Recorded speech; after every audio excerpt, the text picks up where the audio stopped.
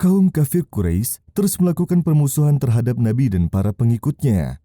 Pada waktu itu, perlawanan dari kaum musyrik pada umat Islam sangatlah merajalela.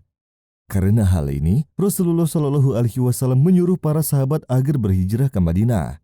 Satu demi satu, para sahabat Rasulullah berangkat hijrah ke Madinah secara sembunyi-sembunyi.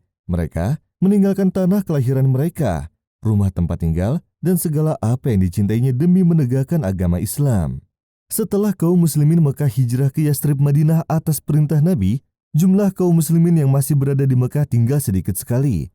Dua orang sahabat Nabi, yaitu Abu Bakar As-Siddiq dan Ali bin Abi Thalib, masih tetap berada di Mekah bersama Nabi. Nabi Muhammad SAW belum melakukan hijrah sebelum ada perintah dari Allah Subhanahu wa Ta'ala. Kaum kafir Quraisy ingin menghentikan upaya hijrah Nabi.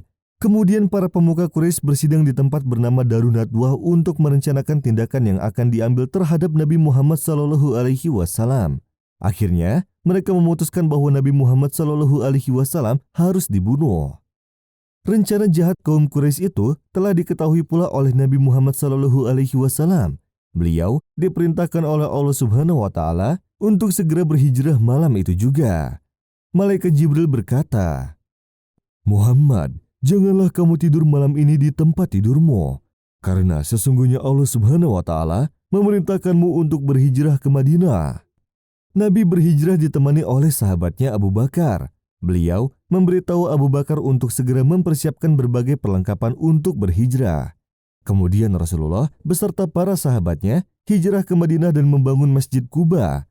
Masjid ini dijadikan sebagai tempat sholat dan tempat menyusun tugas-tugas dakwah. Lalu Abu Bakar membawa semua hartanya untuk bekal dalam perjalanan hijrahnya bersama Rasulullah. Lalu Rasul pun berkata kepadanya, "Apa yang kau sisakan untuk keluargamu?" Lalu Abu Bakar menjawab, "Allah dan Rasulnya." Abu Bakar meninggalkan keluarga dan anaknya karena kecintaannya kepada Allah dan Rasulnya. Lalu mereka berdua pergi hingga tidak seorang pun dari kaum Quraisy yang mengikuti mereka berdua. Orang-orang musyrik Quraisy merasa tenang. Mereka yakin dapat membunuh Nabi malam itu. Rumah Nabi juga dijaga ketat. Mereka tinggal menunggu waktu yang tepat untuk melaksanakan pembunuhan terhadap Rasul yang amat dicintai para sahabatnya. Tanpa mereka ketahui, yang sebenarnya tidur adalah Ali bin Abi Thalib. Ali mempertaruhkan jiwanya agar Nabi bisa keluar dari rumah dengan selamat. Keberangkatan Nabi dari rumah dilakukan malam hari setelah lewat 2/3 malam. Nabi keluar dari rumah, kemudian mengambil segenggam pasir dan melemparkannya kepada orang-orang Quraisy yang akan membunuh beliau. Dengan takdir Allah, orang-orang Quraisy tersebut tertidur sejenak dan tidak mengetahui Nabi pergi meninggalkan rumahnya. Pada saat Nabi keluar, Nabi membacakan awal surat Yasin. Kemudian, Nabi pergi menuju ke rumah Abu Bakar dan mengajak menuju ke Gua Sur untuk mencari tempat persembunyian yang aman sebelum mereka ke Madinah. Pagi harinya, kaum kafir Quraisy berencana untuk menyerang Nabi saat beliau akan keluar sholat subuh. Alangkah terkejutnya mereka saat mereka melihat Ali yang keluar dari rumah Nabi. Ali menolak untuk memberitahu keberadaan Nabi, sehingga mereka bergegas mencari Nabi ke segenap penjuru Mekah.